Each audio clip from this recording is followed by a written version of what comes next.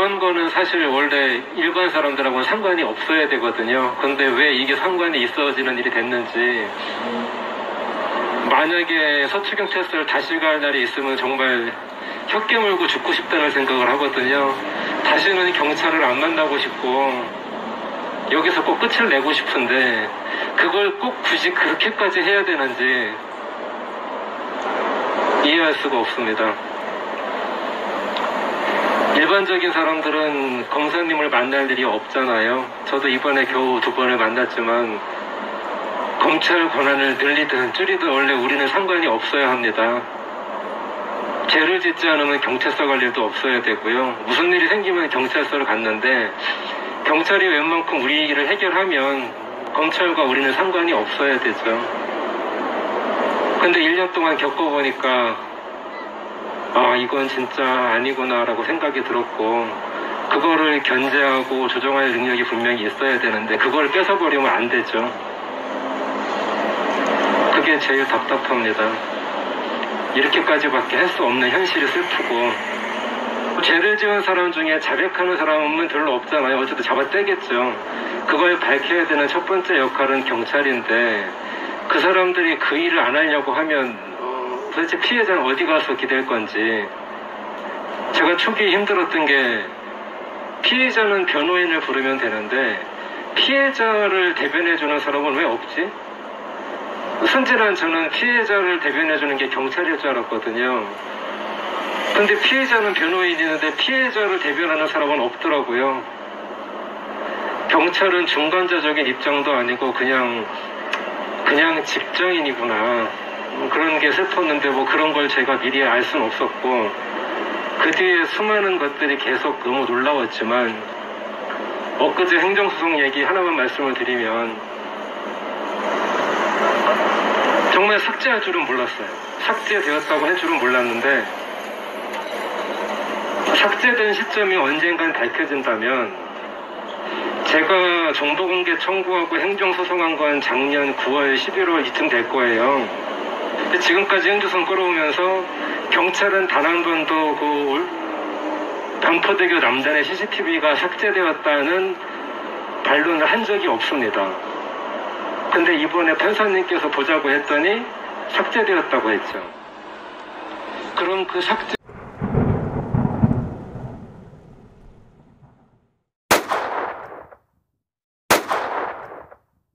그 피해는 결국은 서민들이고 국민들이라고 봅니다. 몇 년 동안 제가 좌천당하는 과정이었는데, 그런데 제가 어디다가 고소를 해야 되고 어떻게 구제를 받아야 되는지 법률 전문가인 제가 알 수가 없을 정도로 제도가 복잡해졌습니다. 국민들은 더 할 겁니다. 그런데 국민들 입장에서, 일반적인 국민들 입장에서 이렇게 쟁송을 맞닥뜨린 경우가 평생 한두 번일 텐데, 이런 분들이 복잡하고 어렵고 핑퐁 치고 하는 상황이 되면 권리구제를 포기하게 될 겁니다. 저는 그 부분이 가장 큰 문제라고 생각하고, 평생 서민들 중에서 검사 앞에서 조사받을 분이 몇이나 되게.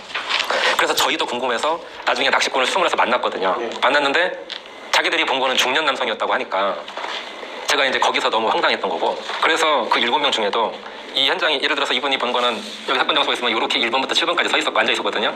제가 만난 사람은 1, 2, 3번이에요. 그리고 그것이 알고 싶을 때 나간 사람은 5, 6, 7번이거든요. 그럼 가까이서 본 사람이 1, 2, 3번이고 맨 처음 본 사람이 1번이란 말이죠. 그러면 그 1, 2, 3번을 만나서 아버지로서 사실이 중요하니까 당신들이 본 사람이 정민이냐 아니냐, 아니면 정민이가 이런 옷을 입고 있었는데 그 물어봤을 때 당연히 어두웠으니까 시꺼멓게만 보였고, 자기가 확실할 때 분명히 중년 남성이고 얘가 아니다. 근데 경찰이 그렇게 안 물어봤다. 예를 들어서 당신이 본 게 그날 대학생이 맞아? 그럼 아니라고 했을 거란 말이죠. 근데 그렇게 안 물어봤거든요. 그래서 아니 중년 남성인지 대학생인지가 중요한데 왜 이렇게 모호하게 했냐니까 그런 식으로 질문을 했다는 거죠.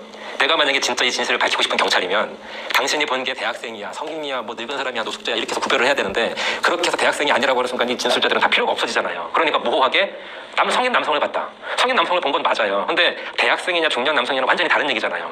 경찰이 일부러 그쪽으로 안 들어간 거예요. 그런데 그것이 알고 싶다에 간 5, 6, 7번은 1, 2, 3번간 그냥 처음 만났어요. 친구들이 아니거든요. 근데 5, 6, 7번이 나 이거 그것이 알고 싶다에 가서 얘기해야 되겠다. 5, 6, 7번이 갔는데 5, 6, 7번은 이 순서대로 봤을 때 제일 멀리서 본 사람이잖아요. 나중에 본 사람이잖아요. 더 잘 몰라요. 그리고 그거를 잘 보면 알겠지만 자기가 받겠다고 말하는 사람이 한 명도 없어요. 그 방송에서. 있다던데지 내가 봤더라고 하는 사람이 없었어요. 왜냐면 자신이 없거든요. 그 사람들은 성인 남성 대학생을 고사하고 내 눈으로 봤다도 아니고 1, 2, 3번이 봤다던 대로 얘기한 거거든요. 사실 낚시꾼 이후로는 이 사람들이 수사 안 했어요. 제가 볼 때. 결론이 났으니까. 방향은 정해졌고 앞에 이거를 만회할 수는 없고. 그래서 결국 2달 만에 변호사건 심의회를 열었는데 변호사건 심의회라는 게 하도 뭐라고 하니까 원래보다는 외부인을 늘렸다고 하지만 애초에 자료를 누가 브리핑해요? 경찰이 하잖아요. 우리가 하는 게 아니잖아요. 여기에 뭐 의학자랑 변호사가 왔어. 경찰이 발표할 때 이렇게 낚시꾼이 이렇게 해가지고 우리가 여기까지 해냈습니다. 더 이상 할 게 없습니다. 라고 들어놓고 그 사람들이 안 돼 더 해야 돼 하겠냐고요. 우리가 재판을 할 때 원고 피고가 있는 게 아니라 경찰의 일반적인 얘기만 듣고 결론을 내리는 건데 경찰이 당연히 자기들이 왜 수사를 종결할 수밖에 없는지 설명을 할 거 아니에요. 그러면 그걸 들은 외부 인사들이 그렇겠네라고 할 수 있는 거고 다수결이면 외부 인사 중에 한두 명만 되면 끝나는 거거든요. 제가 나중에 물어봤어요. 만장일치든가요? 아니라고 하더라고요. 몇 명이 반대했냐고 안 가르쳐주더라고요. 경찰이 이미 거기에 2명이 껴있으면 외부인 중에 1명만 끼면 끝나는 거잖아요. 다수결이라는 거는. 그렇게 해서 종결을 했는데 이렇게 궁금한 게 많은데 전 당연히 그래서 그 전에 고소를 했고 고소를 했는데 관할이 서초서니까 그 서초사에 또 할 수밖에 없어요. 저는 서초사 하기 싫었거든요. 근데 할 수밖에 없어요.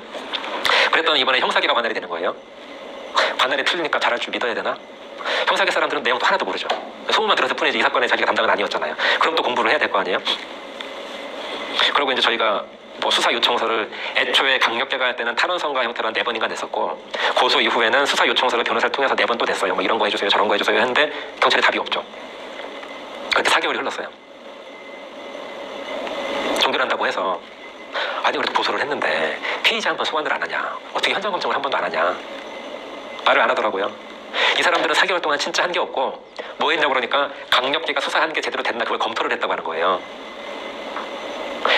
그래서 증거 불충분으로 불송치한다고 해서 저희가 검찰에 이의 제기를 해서 지금 바뀐 검경 수사권 조정에 의해서 불송치가 송치로 바뀐 거거든요. 우리가 이의 제기했기 때문에 송치로 바뀌어서 지금 이제 검찰 배당이 돼서 보고 있는 거고 그걸 모르는 거죠. 수사 중인데 이분이 할 수 있는 건 3가지가 있거든요. 정말 기소를 한다. 아니면 경찰 수사 결과가 맞으니까 불기소로 끝낼 수가 있는 거고 최악은 이거 내가 볼 때 이런 게 부족하니까 다시 해. 경찰에 줄 수도 있는 거고. 그거는 본인의 선택 문제고 지금의 검경 수사권에서는 검찰이 이걸 수사할 의무는 하나도 없어요. 예를 들어 내가 검찰이 바빠 죽겠는데 내가 수사할 수 있는 육제 범죄도 아니잖아요. 일반적으로는 오면은 보고서 오케이 하거나 재수사 하고 끝나지고 내가 또 하는 필요는 없거든요. 그래서 정말 간절하게 부탁을 한 게 이 수많은 분들 통화서 낸 게 제발 검찰이 수사하게 해주세요거든요. 경찰이 정말 화가 나는 거는 못 보여준다는 이유 자체가 너무 황당한 거거든요. 첫째는 개인정보였는데 우리가 그 올림픽대로 CCTV에서 드론으로 띄운 화면을 보면 당연히 사람이 특정이 안 될 정도로 멀거든요. 그리고 이게 언론에 유출되면 유튜버들 때문에 이상하게 된다는 거 하나, 지금 말씀드린 이런 사유로 안 된다. 그런데 볼 수는 있다.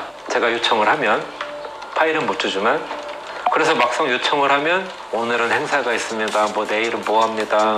심지어 뭐 경찰에 자주 오시는 비꼬기도 하면서 안 보여줬기 때문에 할 수 없이 행정송을 했는데 최근 심리할 때 그럼 판사님이 내가 먼저 보겠다 라고 했더니 반포대교 CCTV는 삭제했다는 거예요. 그게 사건 현장을 비추고 있지 않기 때문에. 소송 이전에 삭제했으면 삭제 사실을 얘기해야 되는 거고 소송 중인 걸 삭제했다고 그러면 정말 이 사람들은 처벌을 받아야 되는 거거든요. 근데 그런 말을 그렇게 서슴없이 재판정에서 하더라고요. 아마 경찰이 이기면 안 보여주면 그만이고 제가 이겨도 그때 가서 그거 삭제했어 하면 될 거니까 1년이 넘었는데 그거 하나 못 받고 있는 거잖아요. 그 사람들이 말하는 픽셀이 우리 아들의 마지막 모습이에요. 부모가 돼서 그 마지막 모습을 좀 보겠다는데 그거를 꼭 저렇게 해야 되나.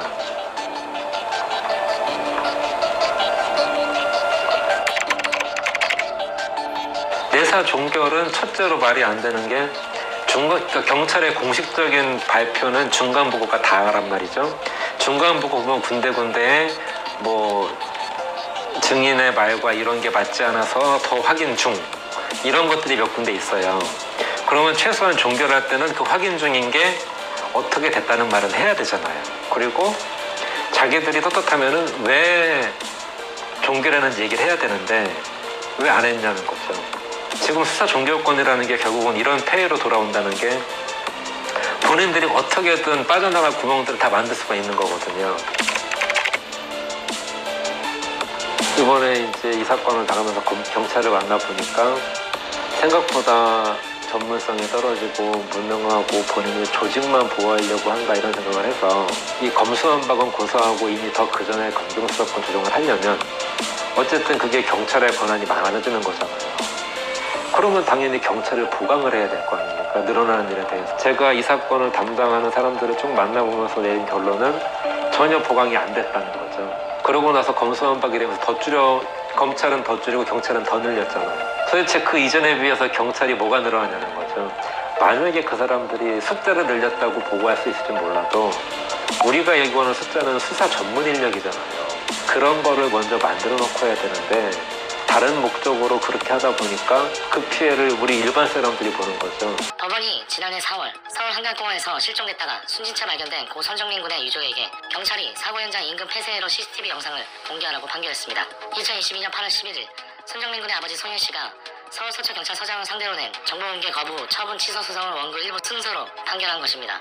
해당 영상에는 선정민 군이 추락할 당시 상황과 사고 이후 현장에 나타난 동석자의 부모의 행적이 담겼을 것으로 추정됩니다. 재판부는 변사 사건 수사의 여러 사정을 살펴보면 CCTV 영상 공개로 인해 경찰의 직무 수행에 직접적 구체적인 장애가 발생한다고 보기 부족하다. 아들의 사망이나 충격적 사실의 의문을 해소하려는 원고의 권리를 보장하기 위해 공개할 필요가 있다고 보인다고 말하였습니다. 재판부는 소현 씨에게 CCTV 영상을 외부에 유포하거나 발송해서는 안 되고 확인 용도로만 사용했다고 말씀하신 것을 지켜달라고 당부하였습니다. 소현 씨는 반패되기 남단에 CCTV 영상도 공개해달라고 요구했지만 재판부는 해당 영상의 관리 주체가 경찰이 아닌 서울시 한강사업본부라는 이유로 각하했습니다. 한강공원 CCTV를 1년 만에 보게 된 고 손정민 군 아버지 소현 씨는 디지털 타임스와 인터뷰에서 너무나 당연히 받았어야 할 것을 1년씩이나 끌어야 했었나 라는 생각이 드네요. 그 당시 밤 사이에 있었던 모든 장면이 필요한데 제한된 시간대만 봐야 한다는 게 너무나 아쉽습니다 라고 말하였습니다. 소현 씨는 사건의 실체적 진실을 세상에 드러내기 위한 힘겨운 싸움이 이제 막바지를 향해 가고 있다고 보고 있었습니다. 지난해 10월 경찰의 불송치 결정에 대해 검찰의 이의를 제기해 서울중앙지검 형사 3부에 사건 배당이 되도록 이끌어냈고 담당 검사도 배정됐지만 아직까지 동석자 A에 대한 소환 조사를 하지 않은 상태입니다. 소현 씨는 판결이 최종 확정돼 CCTV를 받게 되면 영상부서 전문가의 분석 의견을 받아 검찰의 증거로 추가 제출할 계획이라며 경찰이 안 보여주려고 한 올림픽대로 CCTV에 대한 정보공개 관련 행성소송을 제기한 것도 이러한 목적에서였다고 말했습니다. 소현 씨는 사고 직후 동석자 A와 나눴던 대화, 또 아들 손정민 군의 모친과 동석자 A 부친 간의 녹취 대화 등을 들려주면서 몇 가지 의문을 제기하였습니다. 녹취된 내용에는 동석자 A가 당시 굴러떨어진 손정민 군을 끌어올리려고 하다가 옷과 신발이 젖었다는 취지로 말했고 동석자 A 부친은 아들이 사건 현장에서 정민 군이 걸터져 있었다는 말을 한 것 같다는 취지의 말을 몇 차례 하는 것으로 나옵니다. 손정민 군 아버지 소현 씨는 이런 내용이 확보돼 있는데 이후에 동석자 A 측이 선임한 변호인이 당시 술에 취해 아무것도 기억이 나지 않는다며 말을 바꿨다고 했습니다. 또한 동석자 A 측에서 자신들이 얘기한 게 맞다면 왜 거짓말 탐지기를 거부하냐며 미필적 고의든 아니든 상관없이 도덕적으로도 치명적일 수 있어서 당시 벌어졌던 상황들에 대해 뭐든지 숨길 수 있으면 숨기는 게 유리하다고 생각하는 거 아니겠느냐. 동석자 A군이 100% 결백하다면 당시 뭘 보고 뭘 했는지를 얘기하지 않으면 안 된다고 말했습니다.